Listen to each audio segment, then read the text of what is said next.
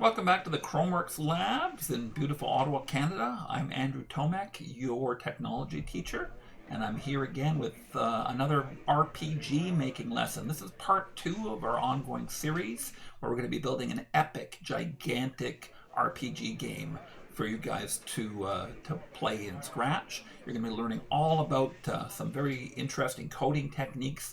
In part 1, I taught you a system for animation that you can transplant into almost any of your other games that will allow you to name your costumes a certain way and then have those costume names be the trigger that changes you from one kind of animation to another. So this will allow you to have a character like our let's actually go over to the project right now and have a look. So here's part 1 of our game, the progress that we made. So we've got an idle animation here for our character, for example, and as we play it, you'll see that when we start moving, we have a different animation for him moving around. We've got a different animation for him attacking. We have an animation for him being injured and another one for him dying as well. And so we implemented all that in part 1. And the really cool thing about it is the way this animation system works. So I could go ahead and grab another sprite that had a different number of frames for its idle animation, for example.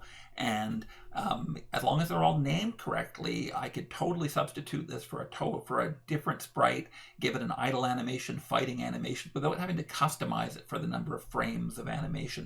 You just have to rename stuff, and then it works beautifully. So can't say enough about this really great system that my son Jeffrey helped me put together. Okay, so we've got our movement and our idle animation. We've got our movement being constrained within the screen here. We've got an attack animation. You can see that works with kind of a double swipe. And nothing's happening to our bad guys yet. So our next step is going to be programming our enemies. So we're going to be working on that today. It's going to be using a lot of the same code that we used for our first guy because our animation system is really transferable to any of these characters. So we're going to be doing some drag and drop to get some new characters in here and get them animated as well. So we'll start with a skeleton today, and we might add some more enemies in a future week. We'll see how things go. So let's get started with the coding. So if you didn't take part in part 1 and you just want to jump right into it, you can get all of this code that we completed in part 1. You can see there's quite a bit of it. We were at it for more than an hour. If you like this code, you can go look at the description for this file and find a link to my starter file. It'll be called RPG Part 2 starter file, and it's basically everything that we did up until this moment, and then we can just jump right in and start programming the skeleton. If you want to go back to my part 1 broadcast, you can find that on YouTube as well and just do the project from the beginning. Okay, so let's go over to the skeleton and start coding him. We'll start with a green flag, as we always do. Let me magnify a little bit for you so you can see a little easier at home. All right, so as usual, we're going to start off by setting some variables. We want to set the starting state for our characters. So let's go down to the orange variables button right over here. And we're going to grab a set variables button. We're going to set the initial health for our skeletons to, so let's go health to 2. It's important to know with a lot of these variables that they are local variables. That means when I make the variable, instead of making it for all sprites, I make it for this sprite only. Now, in most of the Scratch projects we've been doing, that hasn't been a big deal because we only use a variable once. For example, you have a character who has hit points and your bad guys don't have hit points too. In this case though, our bad guys are going to have hit points as well, and so we have to create the variable for this sprite only, and that way every character that we create, even clones, so every time we clone a new guy, he will have his own hit point count. It'll still be called hit points or health or whatever, but it'll be a different variable for each of the characters that we spawn so that multiple characters can take damage simultaneously, or that without having everyone take it all at once, right? So this is the joy of having local variables, as we call them. Okay, So we're setting our health to 2, and that is a local variable. How do you tell whether a variable is local or not? Well, one of the things you can do is make it appear on the screen. When I go to my list of existing variables, I've already created all your variables for you here. If I click on the little check mark beside it, you'll see that the display will pop up here. And so if this were a global variable, it would just say health. But in this case, because it says skeleton : health, that's our signal that this is a local variable and applies only to the skeleton that we're working on right here. So if the name of the sprite is in it, then you know you're working with a local variable. Just a little hint. Okay, so now part of the process here is that our guys are going to make copies of themselves, but we want the copies always to be made by the master guy. So if we just if in the middle of the game we told our skeletons to make clones of themselves, what would happen is every single one of them would make a clone, and we'd very quickly end up with a screen full of clones. So we're keeping track with a variable here that's called isClone, and that will keep track. That will let the code know that the master skeleton, the one that's making all the other ones, is the one that's going to have isClone equal to 0, and that's what we're setting it to now. But every time we create a new clone, we're going to set this local variable to 1, and that way the code will know that it's a clone and that it's not able to make new clones of itself. And so that's how we get around that problem. Okay, let's go to our looks menu. We'll grab a hide. There we go. And so the master clone that's spitting out other clones is not going to be interacting in the game. It's just going to be hidden in the background. All right, let's go to our control blocks and grab a forever loop. So here's where we're going to be spawning our first bad guys. So I'm going to go into my variables again. I'm going to change enemy count by 1. So every time we create a new guy, this variable will go up by 1, and every time we kill a bad guy, it'll go down by 1. That'll keep track of how many bad guys are on the screen at any given time. Let's create a clone of myself. So we'll go to our control blocks. We'll go create a clone of myself, and that will make your copies. Now, we don't want the clones being spit out super fast, so we're going to put a delay here. I've decided on a delay of 6 seconds, but if you want the bad guys to come faster, you can always change that number around. All right, so this is the spawning algorithm, and that's working quite nicely. So we're creating clones. Now, what do the clones do when they're created? Once they're created, they have their own marching orders, and that's where we use this control block called when I start as a clone. That tells our copies that we've made that they have their own instruction, and they should just be spitting out copies like the master skeleton is doing. Okay, we're going to do a couple of these when I start as a clone because there's a couple of different functions that we all want to have happening simultaneously in the game, and we don't want them interfering with each other. So firstly, we're going to set the layer order for our skeleton so that when we step in front of a skeleton, we'll be at the front, but when we move behind it, the skeleton will pop to the front. That's all coordinated by checking our Y position and comparing it, which is how high up and down we are on the screen, and comparing it to the skeletons. So that's what we're going to do here. We're going to create an if-else statement here. So let's go to our control blocks and grab an if-else. And we're going to compare our player's Y coordinates with the skeleton's Y coordinates. So let's do that. We'll grab a greater than sign from our operators. There we go. So the skeleton's Y position, or any character's Y position while you're editing it, is going to be under the motion blocks towards the very bottom of these blocks here that tell you information about your character, the direction and its X and Y position. So let's grab Y position here. If Y position is greater than the Y position of the player, now we can't use these blocks to figure out what the player's Y position is. So that's why we grab a block called the reporter block. Let's go find it under sensing. So this block tells us information about other sprites in the game. We can pop it into this hole. We can change it from stage to the name of our character, which is player. And now we can get all the information we need about our character, its position, its direction, which costume it's wearing, etc. So that's really useful information for us. So we're going to find the Y position of the player. So it's going to compare those two numbers. And if the number is higher for our skeleton, that means he's going to be higher up on the screen, which means he's further back, which puts him behind our main character. So if the number is greater, we're going to tell our skeleton to go to the back. So let's go to our looks menu here. We'll grab a go to front layer one here, and we can just change it. We'll modify it to say go to back layer.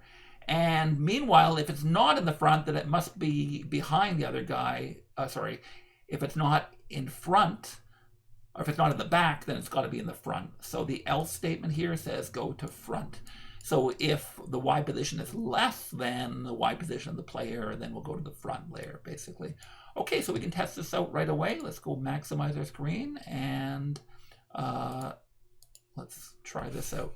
So one of the problems we're having here, of course, is that our skeleton is invisible. So let me just add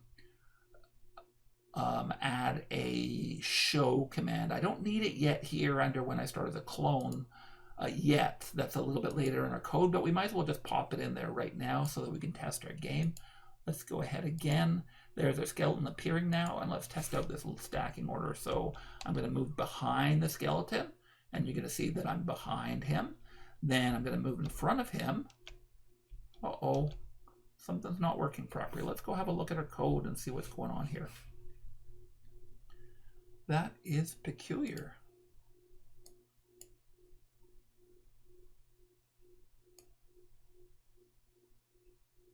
It looks like my code's good. Go to the front layer. Oh! This is a big rookie mistake that you guys have probably made on yourself sometimes. So if you're doing an if statement to check for something, it only checks once. This is something that's really important. I'm glad I made this mistake because this is something that you guys need to relearn every once in a while. One of the things I see constantly with kids who are just learning Scratch is they don't understand that an if statement only works once. What happens is when the character starts as a clone, it checks to see its position, it does all this stuff, and then it exits down here, and it will not check again until you tell it to.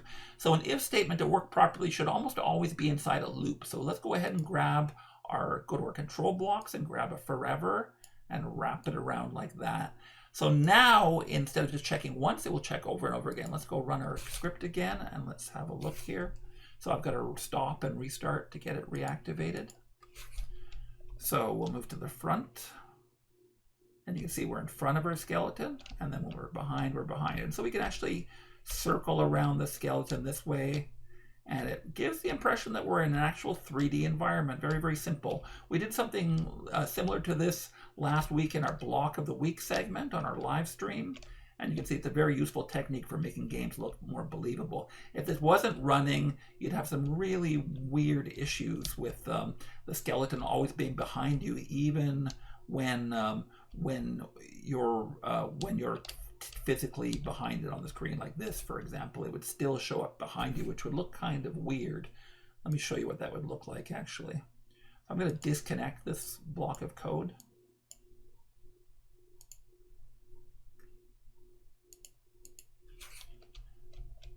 And so this is the kind of weird stuff that you'd be getting where you're behind the character, but you're still in front of them. And that doesn't look very realistic at all. And so that's how we fix that problem with this kind of code. Okay, let's reattach that. I'm going to drop the show for now because I do believe we're doing that somewhere else in the code. I don't think it's critical, but I just want to stick to what's in the documentation. So we'll trash this for now. Okay, so now we're going to do our costume animation for our skeleton. If you remember from part 1, there's actually two chunks of code that make that happen. The first one is a defined animation, a defined custom block. Remember, we're using custom blocks in this project. It's a custom block that basically determines which costume our guy is going to be wearing. And then the second block runs it through the animation and says, go to this one, go to this one, go to this one. When you're done with the idle animation, go back to the first idle animation and run through again. You can't do that simultaneously in one block of code because the timing's all messed up. What would happen is it would be in the middle of an animation. It wouldn't be able to change halfway. A lot of the stuff that we're doing in the code here is set up in seemingly strange ways. And the reason for that is because we want to interrupt these loops as they're running. We don't want, if our skeleton is in the middle of doing something like swinging a sword at you, we sometimes want to interrupt it we want to be able to attack it and have it bend backwards, go ow, even though it's in the middle of a loop. So the only way to do that, to control what it's doing without having it happen inside the loop and having to wait for the loop to end, is to have a second block that's controlling which animation is happening, and another one running the animation itself. And that way we can divorce these things from each other, and that gives us a lot of ability to fix stuff up. Okay, so we're going to go back to our player character. We're going to grab some code from there and bring it across to our player. Okay, so we're back in the player code here, and I've already set aside the 2 blocks that we're going to need to copy over to our skeleton. So these are the 2 blocks that control the animation. This one here controls which animation is playing at any given time, and this one actually runs the animations, as I said. If you want the full instructions on how this works and a complete explanation, you can watch part 1. But for now, we're just going to copy this stuff over. So I'm going to grab this block and drag it over to the skeleton. And I'm going to grab this one as well. Remember, when you're dragging blocks of code from one sprite to another, you want to drag it over so that your mouse is pointing at the sprite you want to move it to. And if you point it properly, you'll see a little wiggle happening there in the skeleton. You can see its actual icon is wiggling a little bit. That's telling you that you properly superimposed it. So I'm not dragging the whole thing over as if I was putting it into that hole. I'm dragging my mouse cursor over to that object, then letting go. If we go over to our skeleton, you'll see the code has been brought over there. It's all overlapping and it's a gigantic mess. One of the ways we can quickly clean that up is by right-clicking and going Clean Up Blocks, and that will pop everything down here. Okay, so we've got our 2 blocks here in the middle. It's not really in chronological order here, but it's not a big deal. So this part here we can run without any changes at all. It just works beautifully, and there's no problems with it at all. This block of code, it doesn't receive a reset player command. This block of code will be activated when we start as a clone. So I'm just going to trash this top block here, replace it with when I started the clone, and there's no other customization that has to work with this. So again, you can get this animation system going with any game just by saving these 2 chunks of code into your backpack and then pulling them out again. And you can use this to control your animation for almost any project you can think of. Okay, so we're going to adapt this stuff to what we need the skeleton to do. The next step here is we're going to create the AI for the skeleton. It's basically the structure of the code that's going to tell them what to do in the game. Their instructions are fairly simple. They're going to be wearing a walking animation, and they're going to walk towards your player. It's actually a running animation technically, so they're going to run towards your character. When they get close enough, they're going to pause for a second. So they're going to stop running, step in front of you, and then a very short time later, they're going to reach their hands out and try to swipe you with it, basically. And so that's the code that we're going to run here. And then if they get hit by your sword, they are going to die, or they're going to take damage. And if they hit you, then you take damage. And all that stuff is being controlled inside this next block of code, which is started off by a when of this started the clone command. So let's get that out. We'll blow things up here a little bit again. All right, so when I started the clone, the first thing I'm going to do is let this guy know he's a clone so that he can't spawn new guys. So let's go to our variables here, and we'll say set is clone. Is clone to 1. So that'll let it know that it's a clone. We want it to show, of course, so we've got rid of the show on the other spot. We're going to pop it in here. All right, so now, just like in our main character, before we do anything else that involves movement, we want to check and see if we've been hit by something. And if we were hit by something, we want to check if we're dead or not. So we control all of that so that I don't end up killing you after I've already been killed, basically. So the idea is we're trying to make sure that there's a precedence here so that any damage you take is taken before you get to attack somebody else. It makes perfect sense. So, we're going to need some custom blocks here. We're going to create a block here that's called skeleton, or check if injured and check if dead. So let's go ahead and do that. We'll go to our my blocks here. We'll go make a new block, and we'll call this first one check if injured, and we'll fill that one in later.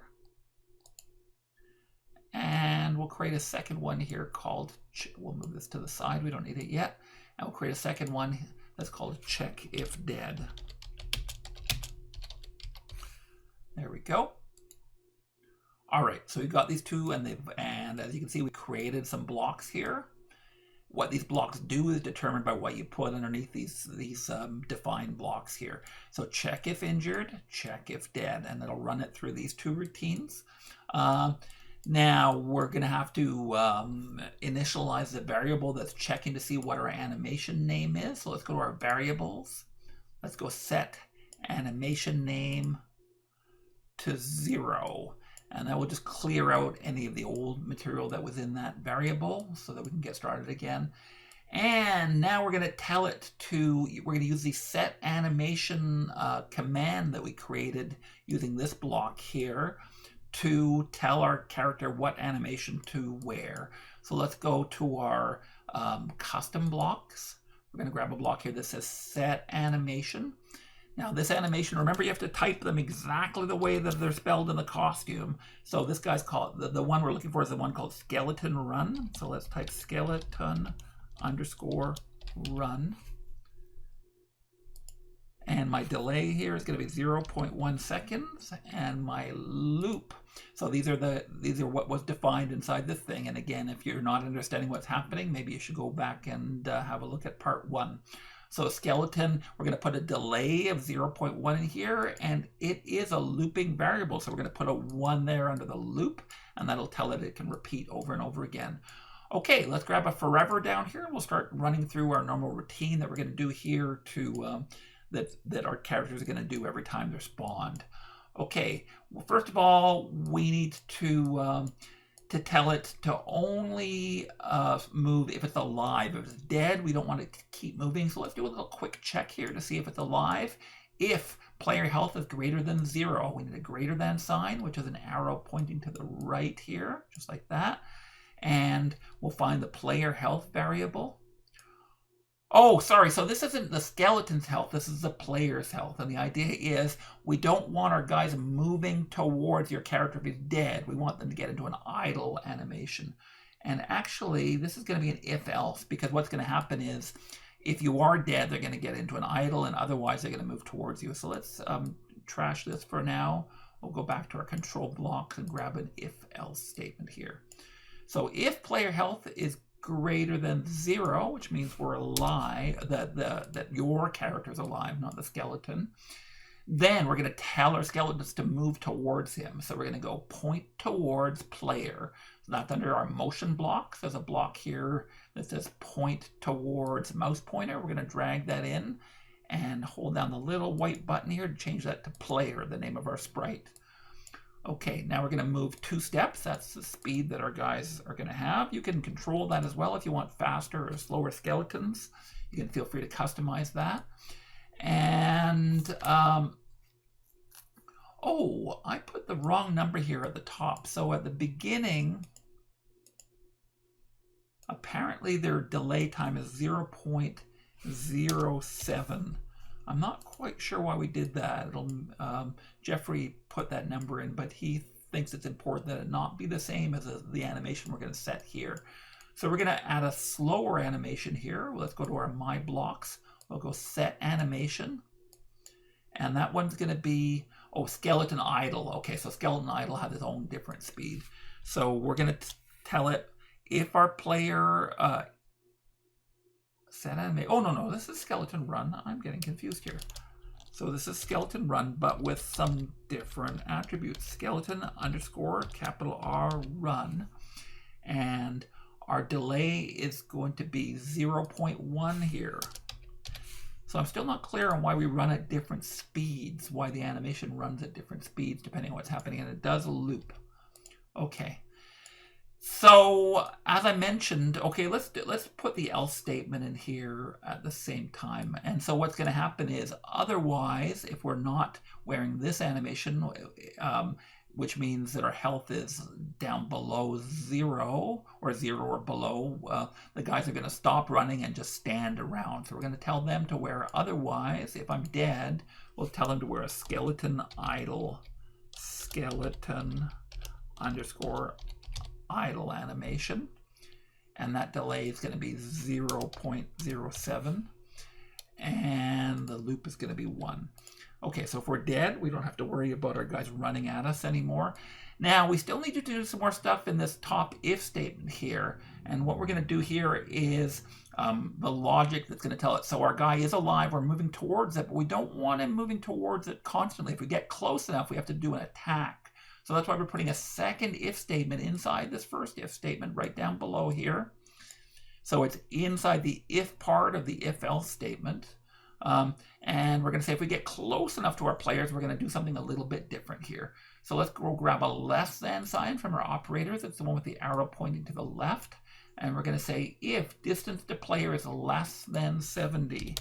Distance to player, where do we find that? That's in our sensing blocks. Anytime we want to find information about this virtual world, we usually find it in our sensing blocks. So let's go ahead and find the one that says distance to. There it is. Distance to mouse pointer is the one that's active right now. We'll just change that to distance to player. So if we're close to the player, if we're less than 70, then we're going to stop moving. We're going to set our animation. So let's go back to our my blocks. We'll set animation to skeleton idle. And actually, it's going to use the same information of the skeleton idle we have down there. So rather than retyping the information, I'm going to right-click here, duplicate this block, and pop into the hole. There we go. We've saved ourselves a couple of seconds of time there. So we also want to wait here. So we're going to wait for just 0.3 seconds, and that's the amount of time you have to try and swipe this guy before he takes a swipe at you. So 0.3 seconds, he runs, stops, pauses ever so briefly, and then he attacks us. So we have a custom block that will control how he attacks. Let's go do that right now. So skeleton attack is the name of the new custom block we're going to do. Let's go make a block. We'll call it skeleton attack. I'm going to go OK. So we'll define that a little bit later. But for now, let's add that block. So we'll say skeleton attack after wait.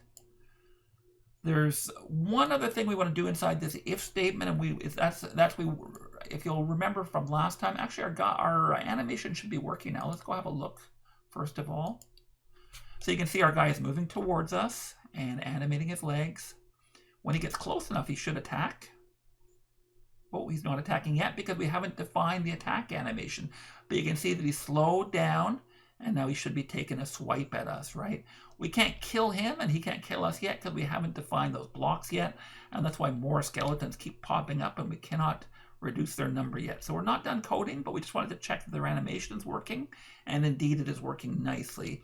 So you can see how just as adding this one little couple of blocks of custom code here has created a really neat animation system for us that will allow our guys to do almost anything we want. If I can show you again here how we can make our characters do other stuff here as well, like because the code's already in place, we can try the skeleton attack, for example. Let me try that one out. Skeleton attack. And we need to put that under our when I started the clone command. Let me try clicking on that and see if I can get these guys to attack me. Okay, it's not quite ready to go yet, so I think we're going to have to demo that later when we get some of our other stuff going. This stuff only works under very specific circumstances, so we're not going to worry about that for now. So the one thing I wanted to say is that last time we implemented the system where our character gets bigger and smaller as we're moving. I seem to have totally destroyed my character. Okay, here I go. Bigger and smaller depending on our Y attributes. We're going to do the same thing for our skeletons so that they grow and shrink depending on where they are on the screen. So we just have to add one more purple block and put some stuff inside it here. So we're still inside the if statement, just above the else statement. Here we're going to grab a block that says set size. It's in our looks blocks, which are purple. We're going to go set size. It says 100% right now, but we're going to put some math in there again. It's the same math we grabbed last time.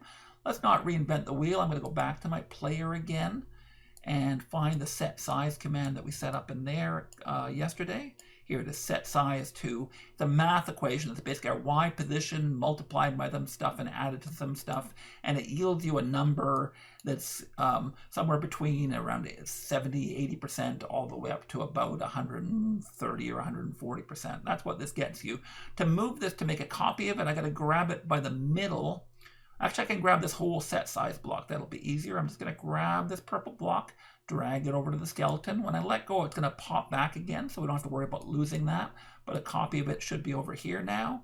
And we can just drop that in. I'm going to get rid of this set size, and I'll put this fully formed one inside here. There we go. So now if we test our game, you'll see that our skeleton should be changing size as we move them up and down the screen. Let's try luring this guy to the front here, and you can see that he's growing ever so subtly. Let's try and get them down to the bottom of the screen here, and then I'll send them all upwards. So you can see as they move up, they shrink a little bit. There we go. Beautiful. And they grow as they move closer. Okay. So we are done with, so this is the basic script that's going to get our guys going. Now all we have to do to finish our character off is define what they're going to do when they attack, what they're going to do when they're injured, and what they're going to do if they're dead. And then we have one more set of blocks here that's also going to control how their health is going to go up and down. So they're control them taking damage and giving damage, and that's going to be a different set of blocks. So we have 4 more chunks of code here, and then we're going to be done our skeleton. All right, let's start with skeleton attack here so we can test out our skeleton attack. I'm going to find this block here, skeleton attack. So what do we want to do when we're attacking? We want to set our animation. So let's use our custom set animation block here. We'll go set animation to skeleton attack underscore attack. These names are very important. The delay time is 0.06 and the loop is 0 because they only attack once per time and it's not going to loop.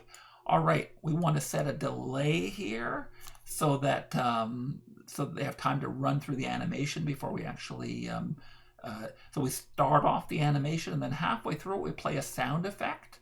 Let's go to our sounds and we're going to start a sound that's called /1 and it sounds like this. And then we're basically going to wait until the animation is over. So we're going to be frozen here and not attack again until the animation is over. We're going to be stuck in there, but we can break out of it because we're going to be able to change costumes at some point using a different script. So what's nice is that this will leave it frozen until it gets new instructions, but we can always break it out of that using this technique. Okay, we're going to go back to our control blocks now and grab a wait until command. Pop that in there. And we're going to say animation ended equals 1. So we'll grab an equal sign. Equals 1. And we'll find a bubble here under variables called animation ended right there. Okay. So that's our skeleton attack. And I believe that's all we have to do to get the skeletons actually attacking us. So let's try it out. I'll click the green flag and let the skeletons take a swipe at us. Whoa, there we go. Nicely done. Okay, beautiful. And for behind him, you can see that. All right. So it didn't take much code to get that running. All right. Now we're going to check and see if this guy's injured or not, and we'll have him play an injured animation if we hit him once. The weird thing about the way this combat system is set up is that every time you attack, you actually swipe with your sword twice, once in one direction and once in the other direction going back. And that's kind of the samurai way of doing things. So usually you will kill your guys in one attack, but if you happen to back up while you're in the middle of the attack, then you might only give them 1 point of damage, and that's what this is all about. We're going to create a wounded animation for them that makes them pop backwards if they're attacked.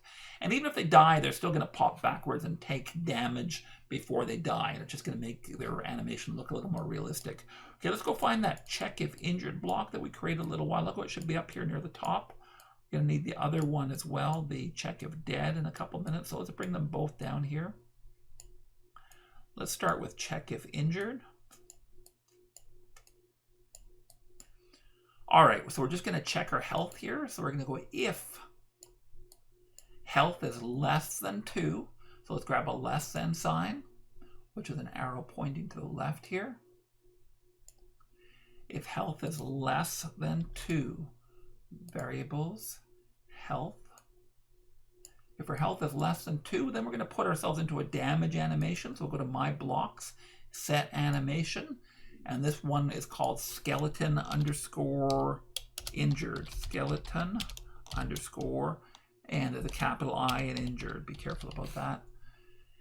If your animations are not working, I'm going to say this again, you probably typed the name of the animation wrong. Very important.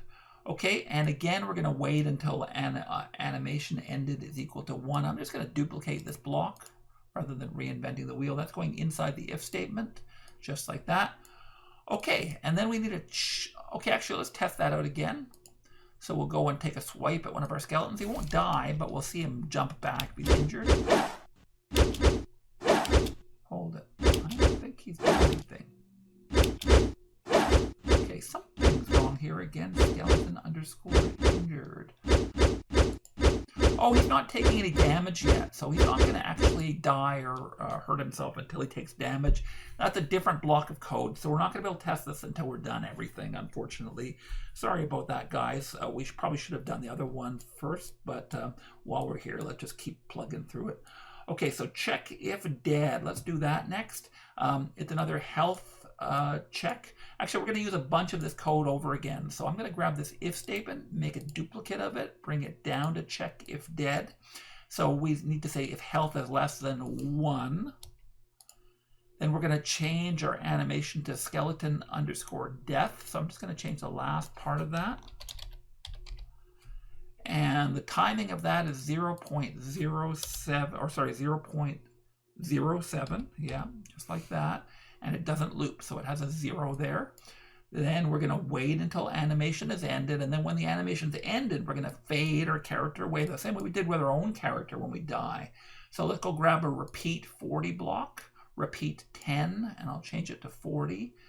We're still in, everything's actually inside the if statement here. So repeat 40, and we're going to change our ghost effect. And I explained this last time when we did this for our character. We're just changing his transparency to make him disappear.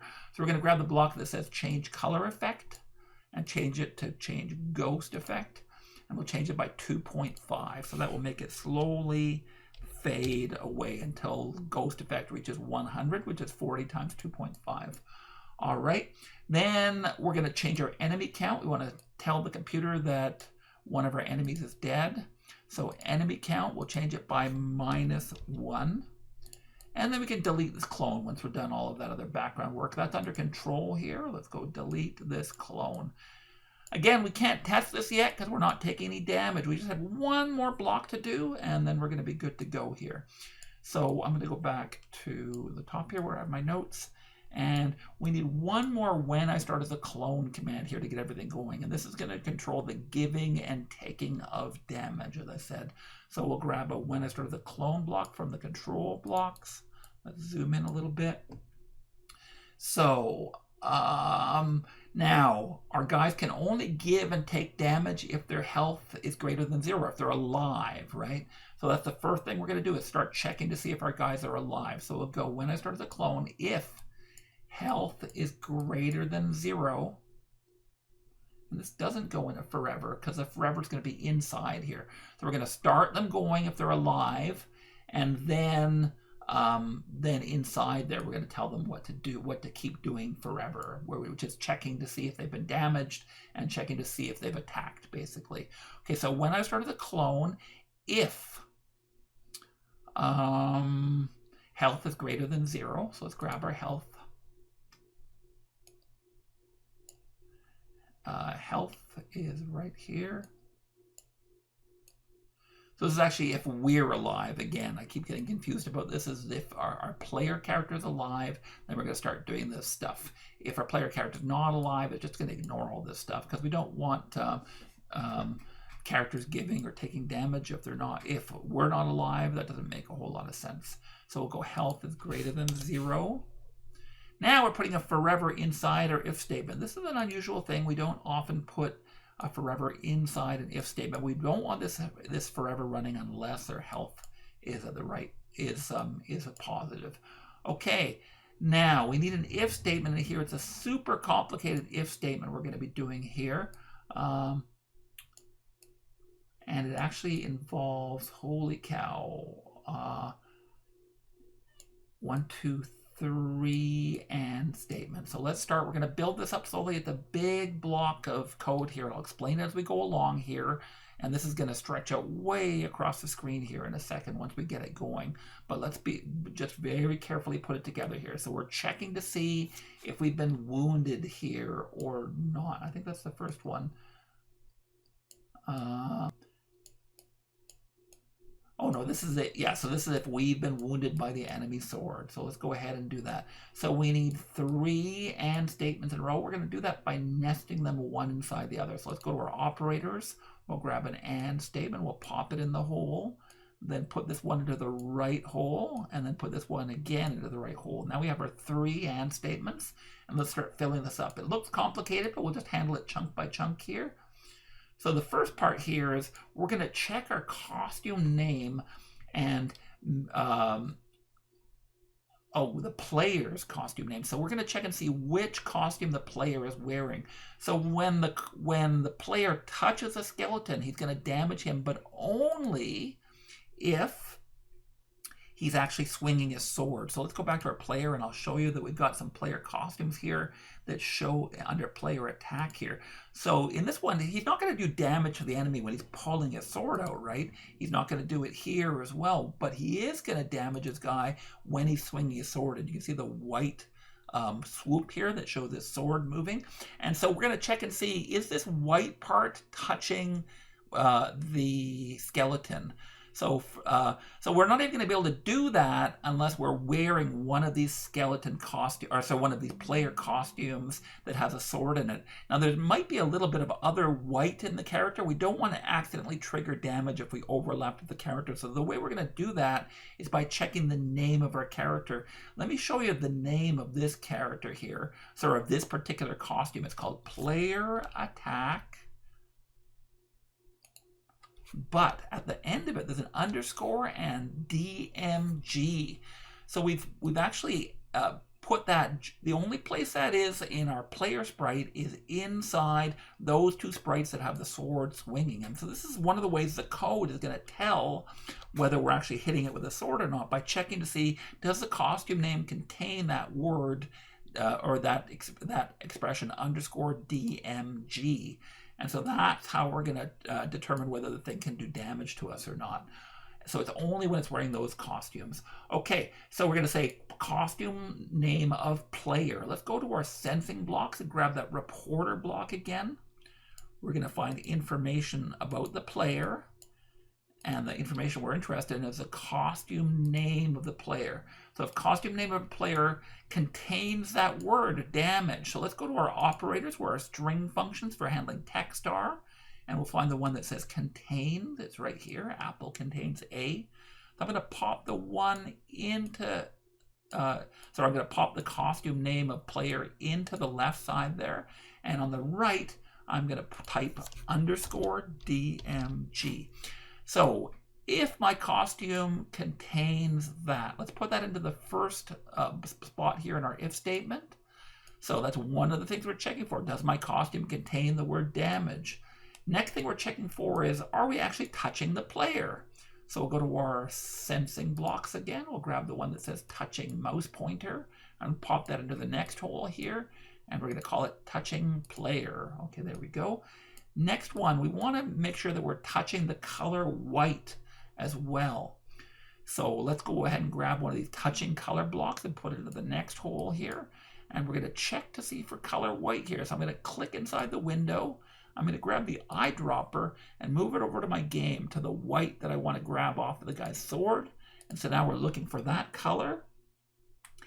And the last thing we're checking for, I bet you thought we were done here, but the last thing we have to check here is, our character can't damage us if we've just injured him. And this is where we jump out of the animation. So our guy could be getting ready to take a swipe at us, but if we attack him first, he'll jump out of that animation and he won't do damage to us. So our character can't do damage to us if he's wearing a costume that says skeleton injured.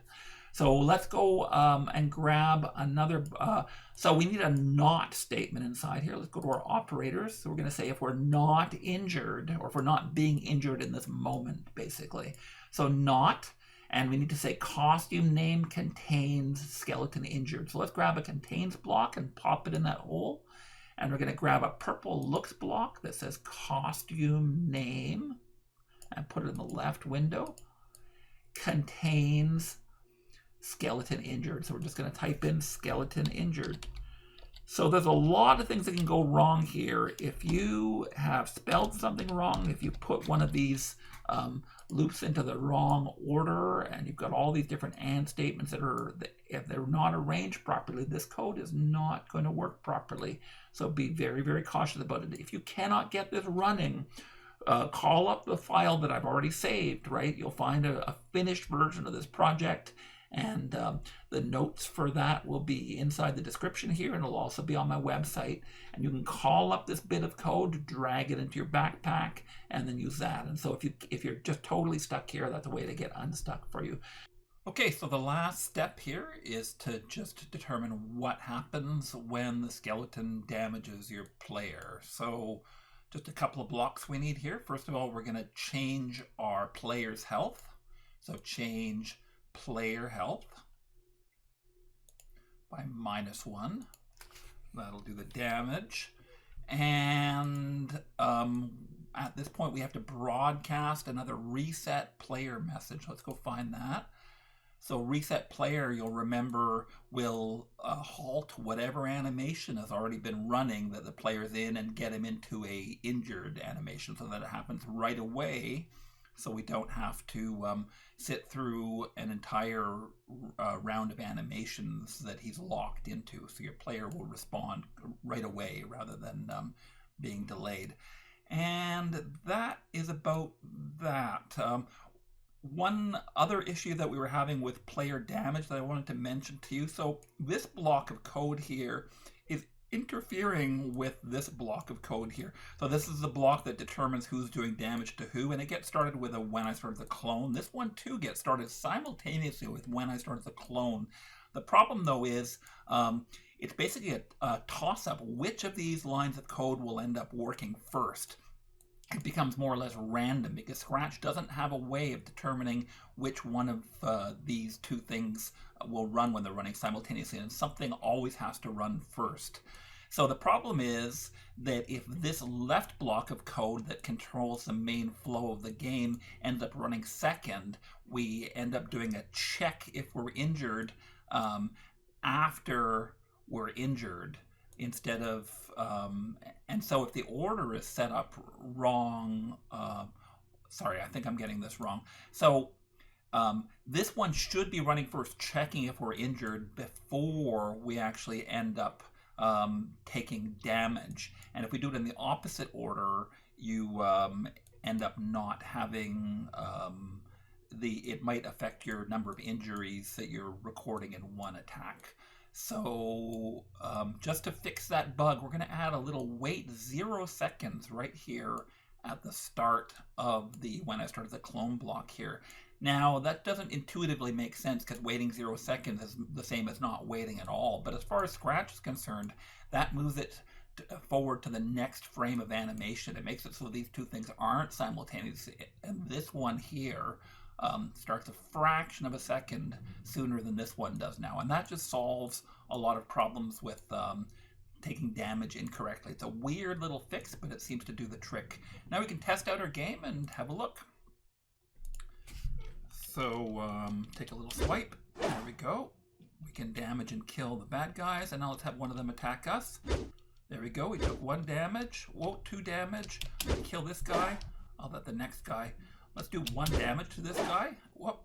Oh, there we go. And we killed him. So we're going to let this next guy attack us and kill us, hopefully. There we go. And then I'm gone. Okay. So we've got a really nice looking little combat game going here already. It's running very, very smoothly. Our animations are great. And for this complex a game, I have to tell you guys, this is a really, really, really tiny amount of code. Jeffrey's done a really great job of organizing this into something that makes a lot of sense and uses the code very economically. So bravo for a really nice piece of coding.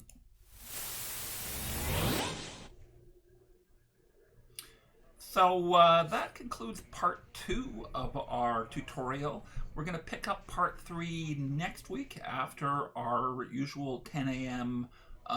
Live stream on next Saturday, and I'll post part 3. Part 3 will be all about maps. We're going to be adding a whole bunch of maps to the screen and making it so that you can't proceed from one map to the other without if the creating it in such a way that you'll only be able to move to the right off the screen if a map exists, and you'll be able to start adding maps according to a grid system and set up a fairly complex world just by attaching maps to each other and by setting up their grid coordinates related to each other.